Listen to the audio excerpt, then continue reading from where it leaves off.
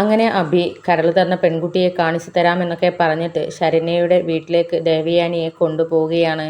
പോകുന്ന സമയത്ത് അഭി നാടകം കളിക്കുകയാണ് എന്നുള്ളത് ബോധ്യം ഉള്ളതുകൊണ്ട് തന്നെ ദേവയാനി അവൻ്റെ നാടകം ഏതുവരെ പോകുമെന്ന് നോക്കാൻ വേണ്ടിയിട്ട് അവൻ്റെ കൂടെ ശരണ്യയെ കാണാൻ വേണ്ടിയിട്ട് പോവുകയാണ്.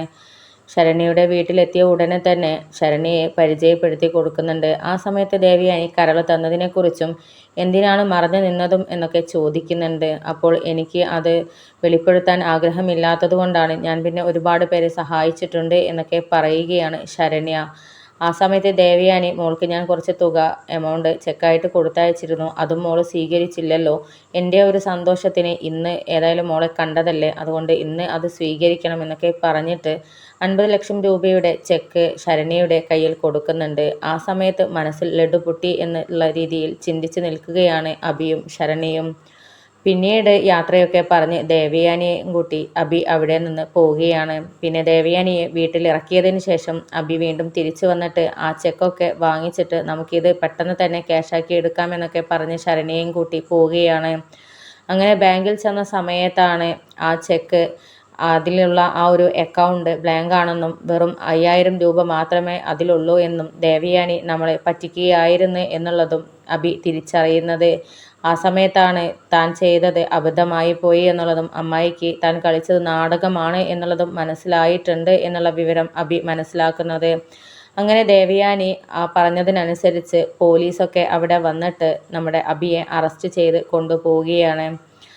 അങ്ങനെ ആ സമയത്താണ് ദേവയാനി വീട്ടിലേക്ക് തിരിച്ചെത്തുന്നത്. അനന്തപുരിയിലോട്ട് എത്തുന്ന സമയത്ത് മുത്തശ്ശൻ അവിടെ തന്നെ ഉണ്ടായിരുന്നു. അങ്ങനെ ദേവയാനി വന്ന് കയറുന്നത് കണ്ടിട്ട്, അല്ല മോളെ, നീ എവിടെ പോയതായിരുന്നു?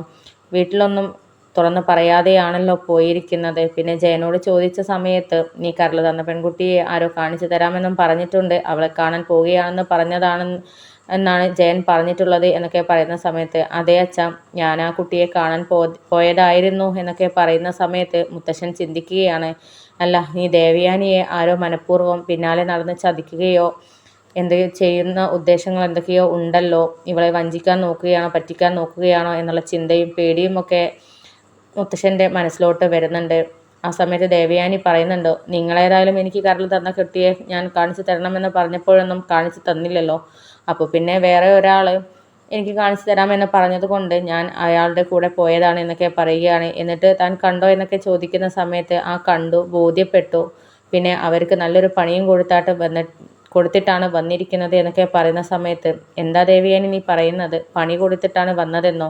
നീ എന്തൊക്കെയാ പറയുന്നത്? ഒന്നും മനസ്സിലാവുന്നില്ലല്ലോ എന്നൊക്കെ പറയുന്ന സമയത്ത്, അത് വെച്ചാൽ ഇന്ന് ഒരു സംഭവം ഉണ്ടായി, പ്രത്യേകിച്ചൊന്നുമല്ല, നമ്മുടെ അഭിയെ ചുറ്റിപ്പറ്റിയുള്ള ഒരു സംഭവം തന്നെയാണ് എന്നൊക്കെ പറയുന്ന സമയത്ത്, എന്താ അവനിനി വേറെ കള്ളത്തരോ എന്തെങ്കിലും ഒപ്പിച്ചോ എന്നൊക്കെ ചോദിക്കുന്ന സമയത്ത്, കള്ളത്തരം ഒപ്പിച്ചോന്ന് മാത്രമല്ല, അത് എനിക്കിട്ട് നേരെ പ്രയോഗിക്കാനാണ് അവൻ നോക്കിയത്, അതിനവന് തക്കതായിട്ടുള്ള ശിക്ഷ തന്നെ ഞാൻ വാങ്ങിച്ചു കൊടുത്തിട്ടുണ്ട് എന്നൊക്കെ പറയുന്ന സമയത്ത്, എന്താണെന്നുള്ളത് നീ എന്നോടൊന്ന് തെളിച്ച് പറ, എനിക്കൊന്നും മനസ്സിലാകുന്നില്ല എന്നൊക്കെ പറയുകയാണ് മുത്തശ്ശൻ.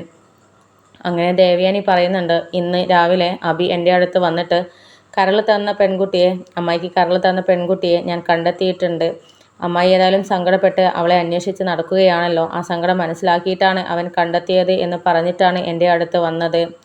അപ്പോഴേ അഭി പറഞ്ഞു വരുമ്പോൾ അവൻ്റെ മനസ്സിൽ എന്തൊക്കെയോ ദുരുദ്ദേശമുണ്ട്, അല്ലെങ്കിൽ എന്നെ പറ്റിക്കാൻ നോക്കുകയാണ്, എന്തൊക്കെയോ നാടകം ഇതിൻ്റെ പിന്നിൽ നടക്കുന്നുണ്ട് എന്നുള്ളത് എനിക്ക് മനസ്സിലായിട്ടുണ്ടായിരുന്നു.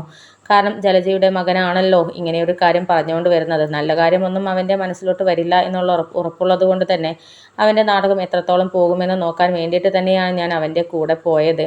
ആ പോയ സമയത്ത് അവൻ്റെ ഏതോ ഫ്രണ്ടാണെന്നാണ് തോന്നുന്നത്. ഏതായാലും നാടകം കളിക്കാൻ തയ്യാറായിട്ടുള്ള ഒരു പെൺകുട്ടി തന്നെയാണ് അവിടെ ഉണ്ടായിരുന്നത്. അവളാണ് എനിക്ക് കരൾ തന്നത് എന്നും അവളുടെ പേര് നയനയാണ് എന്നുള്ളതും എന്നെ വിശ്വസിപ്പിക്കാൻ വേണ്ടിയിട്ട് പല കഥകളാണ് അവിടെ പറഞ്ഞു കൂട്ടിയത് എന്നൊക്കെ പറയുന്നുണ്ട്. എന്നിട്ട് അന്ന് ഞാൻ 50 ലക്ഷം രൂപ എനിക്ക് കരൾ തന്ന പെൺകുട്ടിക്ക് കൊടുക്കാൻ വേണ്ടിയിട്ട് മാറ്റി വെച്ചിരുന്നല്ലോ, ആ ഒരു ക്യാഷ് കൈക്കലാക്കുക എന്നുള്ള ഉദ്ദേശം മാത്രമാണ് അവനുണ്ടായിരുന്നത് എന്ന് എനിക്ക് മനസ്സിലായത് കൊണ്ട് തന്നെ ഞാൻ എൻ്റെ കാലിയായ ഒരു അക്കൗണ്ടിൻ്റെ ചെക്ക് ബുക്ക് എടുത്തിട്ട് അതിൽ 50 ലക്ഷം രൂപ എഴുതിയിട്ട് അവർക്ക് കൊടുത്തിട്ടുണ്ട്. ഇപ്പോൾ ഏതായാലും അവർക്കത് തിരിച്ചടിയായി മുട്ടൻ പണിയായി തന്നെ കിട്ടിയിട്ടുണ്ടാകും എന്നൊക്കെ പറയുകയാണ്. അപ്പോൾ മുത്തശ്ശൻ ഇതൊക്കെ കേട്ടിട്ടാകെ ഞെട്ടിത്തരിച്ച് നിൽക്കുകയാണ്. ആര്, അഭിയോ? അവന് ഏതായാലും ഇത്തരം മോശപ്പെട്ട സ്വഭാവമൊന്നും നിർത്താനായില്ലാലേ, എത്ര കിട്ടിയാലും പഠിക്കില്ലാലേ എന്നൊക്കെ ദേഷ്യത്തോട് ചിന്തിച്ച് നിൽക്കുകയാണ് മുത്തശ്ശൻ. ആ സമയത്ത് അച്ഛനേതായാലും വിഷമിക്കേണ്ട, അവനുള്ളത് ശിക്ഷ ഞാൻ തന്നെ കൊടുത്തിട്ടുണ്ട്. ഇപ്പോൾ അവനെ പോലീസ് അറസ്റ്റ് ചെയ്തിട്ടുണ്ടാകും, പോലീസ് സ്റ്റേഷനിൽ കൊണ്ടുപോയിട്ടുണ്ടാകും എന്നൊക്കെ പറയുകയാണ്. അപ്പോൾ ഇത് കേട്ടിട്ട് മുത്തശ്ശൻ പറയുന്നുണ്ട്, അതേതായാലും നന്നായി. ഇനി അവനെ ഇറക്കാനോ അവന് വേണ്ടിയിട്ട് കാര്യങ്ങൾ ചെയ്യാനോ ആരും ഇവിടെ നിന്ന് പോകണ്ട. അവനെല്ലാ ബുദ്ധികളും ഉപദേശങ്ങളും നൽകുന്ന അവൻ്റെ അമ്മ തന്നെ എന്തെങ്കിലും ചെയ്യട്ടെ, ജലജ തന്നെ എന്തെങ്കിലും ചെയ്യട്ടെ എന്നൊക്കെ പറഞ്ഞിട്ട് മിണ്ടാതെ നിൽക്കുകയാണ് മുത്തശ്ശൻ. അങ്ങനെ പിന്നീട് സ്റ്റേഷനിൽ നിന്നും ജലജയ്ക്ക് ഫോൺ വരുന്നുണ്ട്.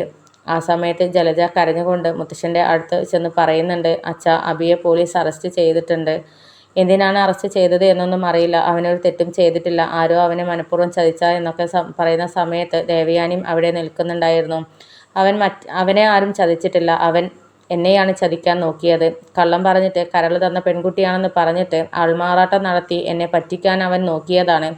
എൻ്റെ കയ്യിൽ നിന്നും പണം അടിച്ചു മാറ്റാനാണ് അവന് ശ്രമിച്ചിട്ടുള്ളത്. അതിനുള്ള ശിക്ഷയാണ് അവന് നൽകിയിട്ടുള്ളത്. അവൻ എന്നോട് കളിച്ചതിനുള്ള ശിക്ഷയാണ് അവന് കിട്ടിയത് എന്നൊക്കെ പറയുകയാണ് ദേവയാനി. അങ്ങനെ ദേവയാനി ജലജയ്ക്ക് ഏതായാലും മനസ്സിലായിട്ടുണ്ട്. അബി ചെയ്ത കാര്യങ്ങളും നാടകങ്ങളും ഒക്കെ ദേവയാനി കണ്ടെത്തി എന്നുള്ളത് ജലജ മനസ്സിലാക്കിയത് കൊണ്ട് തന്നെ അവനങ്ങനെയൊന്നും ചെയ്യില്ല, അവനെ ആ പെൺകുട്ടി ചതിക്കാൻ നോക്കിയതായിരിക്കുമെന്നൊക്കെ പറഞ്ഞിട്ട് ശരണ്യയുടെ മേലിലേക്ക് കുറ്റമിട്ട് രക്ഷപ്പെടാൻ നോക്കുകയാണ് ജലജ. ആ സമയത്ത് മുത്തശ്ശൻ പറയുന്നുണ്ട്, ഏതായാലും അബിയെ ഇറക്കാൻ വേണ്ടിയിട്ട് തനിക്ക് എന്തെങ്കിലും ചെയ്യാൻ പറ്റും എന്നുണ്ടെങ്കിൽ താൻ ചെയ്തോ, പക്ഷേ എൻ്റെ ഭാഗത്തു നിന്നും അവന് വേണ്ടി ഞാൻ ഇനി ഒരു കാര്യവും ചെയ്യില്ല. കൂടാതെ ഇത്തരം കള്ളത്തരങ്ങളും നാടകങ്ങളും ഒക്കെ ഇനിയും നിർത്താനായിട്ടില്ലെങ്കിൽ അവനെ കമ്പനിയിൽ ഇനി വെച്ച് പുറപ്പിക്കണോ എന്നുള്ളത് എനിക്ക് ഒന്നുകൂടെ ചിന്തിക്കണം. അവനിപ്പോൾ തൽക്കാലം ഞാൻ ഇങ്ങനെ ഒരു കള്ളത്തരം നടത്തുന്നത് കൊണ്ട് തന്നെ ഒരു ജോലിക്കാരുടെ സ്ഥാനം മാത്രമേ കൊടുത്തിട്ടുണ്ടായിരുന്നുള്ളൂ. ഇനി അതും ഉണ്ടാവില്ല. അവന് വല്ല ജോലിയും വേലയും ചെയ്ത് ജീവിക്കാനുള്ള പണി നോക്കിക്കോട്ടെ. ഇനി അനന്തപുരിയിലെ ഓഫീസിലെ ഒരു ജോലിയും അവന് ഞാൻ കൊടുക്കില്ല. അവനെ ഞാൻ പിരിച്ചു വിടും എന്ന തീരുമാനം എടുക്കാൻ പോവുകയാണ്. അവൻ കൂടുതൽ കള്ളത്തരങ്ങൾ ചെയ്യുകയല്ലാതെ തെറ്റെന്താണെന്ന് മനസ്സിലാക്കുകയോ ഒന്നും ചെയ്യുന്നില്ല. അതിനെക്കൊണ്ട് അവനെ ഇനി വെറുതെ വിടാൻ പറ്റില്ല, തക്കതായ ശിക്ഷ നൽകി കൊടുത്തേ പറ്റൂ എന്നൊക്കെ പറയുകയാണ് മുത്തശ്ശൻ. അങ്ങനെ മുത്തശ്ശൻ്റെ തീരുമാനം കേട്ടിട്ട് ആകെ ഞെട്ടിത്തകർന്ന് നിൽക്കുകയാണ് ജലജ. ആഗ്രഹിച്ചത് കിട്ടിയതുമില്ല, പക്ഷേ ഉള്ള ജോലിയും നഷ്ടപ്പെടും. ആകെ തെരുവിൽ തെണ്ടിത്തിരിഞ്ഞ് നടക്കേണ്ടി വരും. ആ ഒരു അവസ്ഥയിലേക്കാണ് ഇപ്പോൾ പോയിക്കൊണ്ടിരിക്കുന്നത് എന്നൊക്കെ ഒരു പേടിയോടുകൂടി ചിന്തിച്ച് നിൽക്കുകയാണ് ജലജ. ഇനി അച്ഛൻ്റെ തീരുമാനം എന്തായിരിക്കും? അവനെ ഇറക്കുമോ അല്ലെങ്കിൽ ഓഫീസിൽ നിന്ന് അവനെ പിരിച്ചു വിടുമോ എന്നുള്ള ചിന്തയിലൊക്കെ നിൽക്കുകയാണ് ജലജ.